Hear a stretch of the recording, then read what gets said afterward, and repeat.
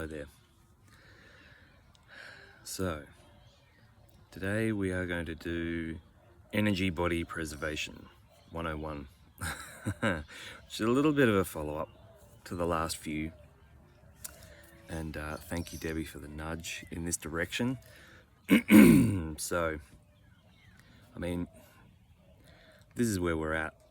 We've got the craziness going on that we've got going on. And we're trying not to get caught. We're trying to reassess it. We're trying to work out what's going on around us and how to deal with it. And the unfortunate reality with that is you're not going to be able to dodge it, particularly. Not to start with. Not if you're getting caught. Not if you're getting grabbed. If they're tagging you and you're going through the ringer, the idea that you're just going to be able to step away from that. I mean, that's where we were before. That was maybe last month, 6 months ago, last year. Lesson one was working out who to cut and run from, like who to walk away from. You don't need them in your life. Do you need this person in your life? Do you want this person in your life? Is it even necessary?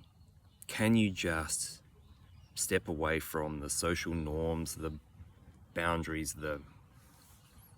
and I'm not saying ghost someone, but you know what I mean. Like this is deliberate fuckery. Just step away. Totally unnecessary. That's lesson number one in how to deal with it. A few people are running into now is lesson number two, which is now you've got someone you can't cut and run from. It's a partner, it's a child, it's a parent, it's a whatever. So how are you going to preserve your sanity and your energy body, because that's what this is all about, if you can't just get away from that person? Because that's what you do. Like this is not working. You need to just get away from that person. Theoretically, you can get away from anyone. You can go and be a monk in a cave or a nun, go and do the thing on your own. Don't even be in a monastery or in anything. Just bail, right? Theoretically, but you're probably not going to do that. So how then to manage it? And the way you manage it really, like honestly and very simply, is one step at a time.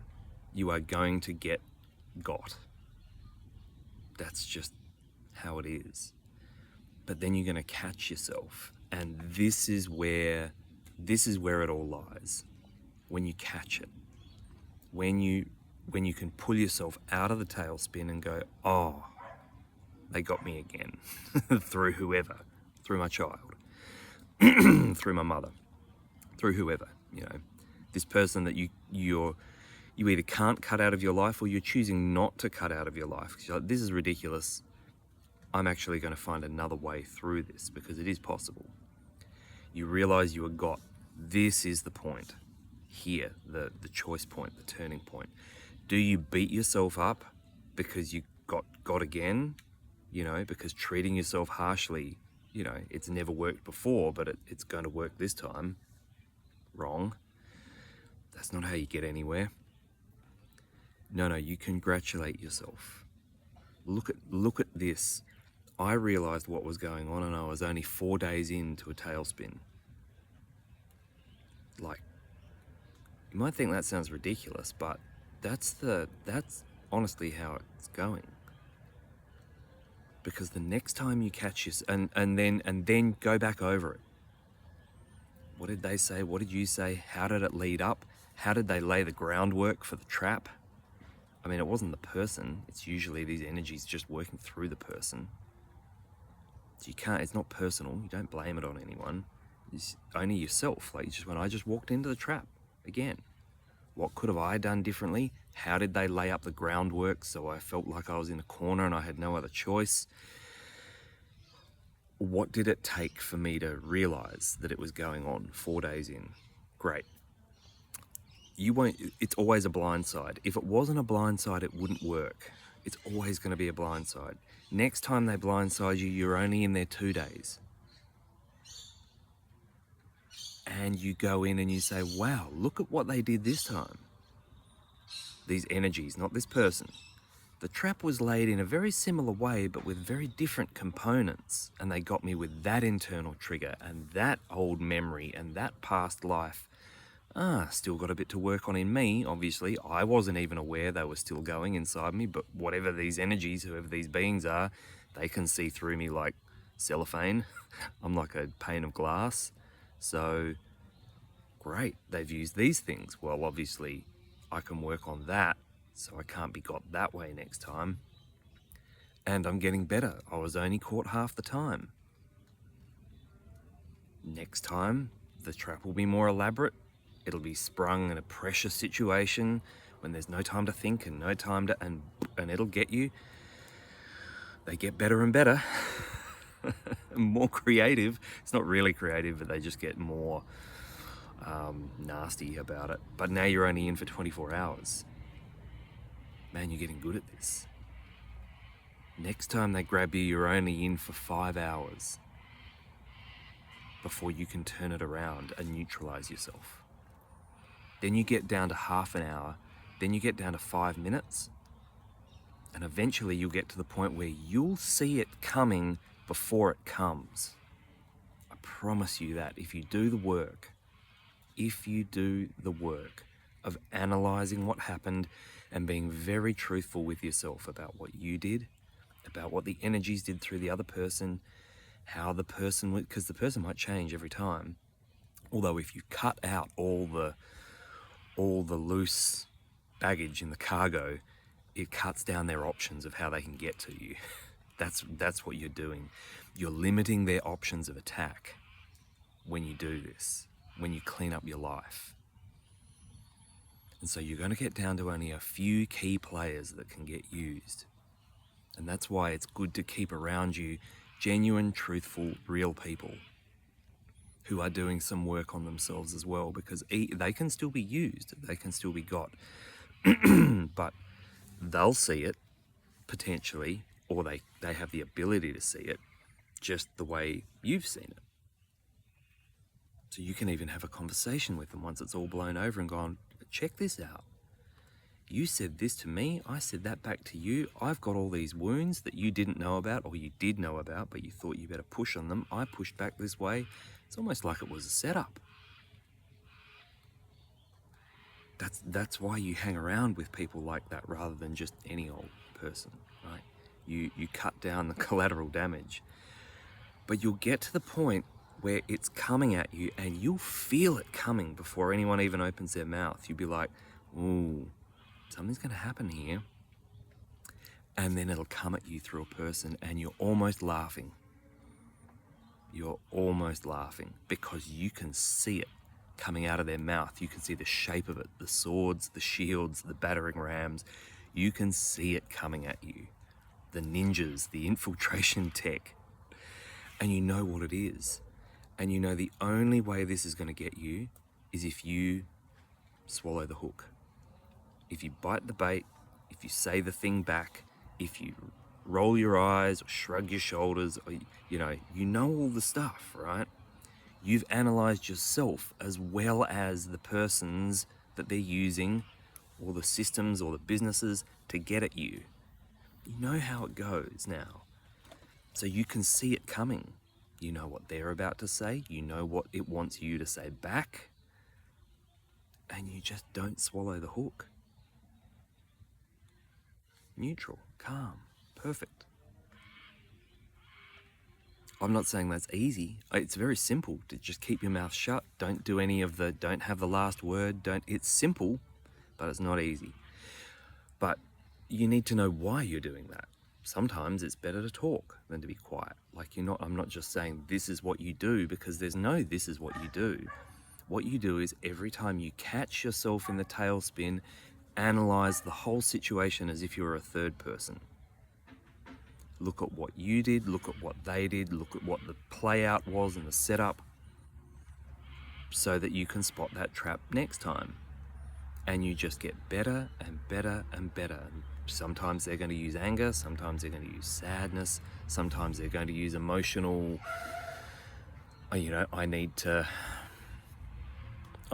have a connection, like the wounding, the triggering, grief, going to use different tools on you, but everyone's got their core thing. And at the end of the day, if you can clean yourself up enough, they're just going to keep coming at you through the core thing, like anger. They know they're not going to get you with sadness. They know they're not going to get you with blah, blah, blah, blah. Anger's the one. Or being left alone, being abandoned. Abandonment's the one. They're going to get you through one of these. That's what they're going to keep trying to do. And if you can actually like see it and hold it, get close to it. This is when I was talking about a while ago, talking about grabbing the belt buckle, right? In a boxing match. If you're in a boxing match with someone and they've got big, powerful shoulders, they've got a big swing and they got more reach than you, their arms are longer than you. I'm not a boxer, by the way, or a fighter at all in that manner. Grab their belt buckle. Get in under their swing, get in close, because all their power's in their shoulders and their back. If you're in close, what have they got? You're into grappling. Then you've just taken their most powerful tool away from them. Grab the belt buckle, get in close. This is a post I put up the other day. I didn't get it into community because it wouldn't work, but it's like expansion, and these are the words we use: ascension, blah, blah, blah, blah. But it's all expansion. Expansion is a process of putting yourself as close to the flame as possible before you catastrophically burn. And seeing how long you can stay there. And then pulling away again and assessing and going back in again and again and again and again until you work out that there is no flame. There never was a flame. It's just you. And what's getting burnt is not you, because a flame can't burn itself, a knife can't cut itself. So these things that you think are you that are burning, that are getting destroyed every time you get in close and analyze the situation of yourself, of loved ones, of what's burning off is not you. And then you expand because you realize that there isn't a flame, there isn't an adversary, it's me. The adversary is in me and I'm trying to get it out. I'm trying to burn it off. All right? Whatever else this place is, however else it's calibrated, the base structure of this place is delivering you your expectations. Not your wants, not your needs, your expectations. What you expect is what you'll be delivered. Now, it won't get delivered in the way that you expect it. That's the trick. But what you expect, right deep down what you've been programmed, that's what you'll get delivered a lot of the time. If this happens and that happens and that happens, then this will happen. Expectations.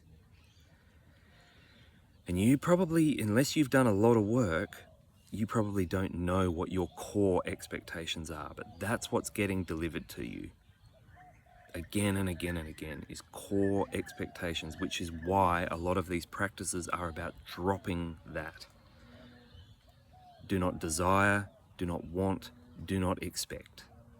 Because when you can drop wanting and expecting and desiring, then you can see the automatic programs of want and desire and expectation that are running in you. Once you turn the conscious ones off, then you see the unconscious ones, the subconscious ones. And then you can dredge them up and deal with them, and then you're going to see the unconscious ones.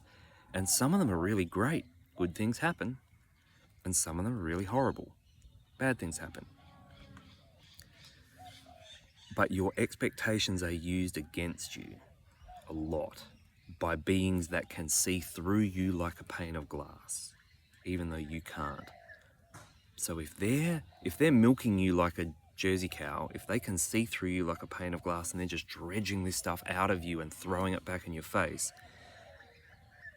the upside of that is they just dredged it out of you and threw it back in your face. Now you know what it is, and now you've got the opportunity to deal with it. So these things can be terrible trials, but they are also opportunities to deal with things that would otherwise be hidden. Okay. Much love.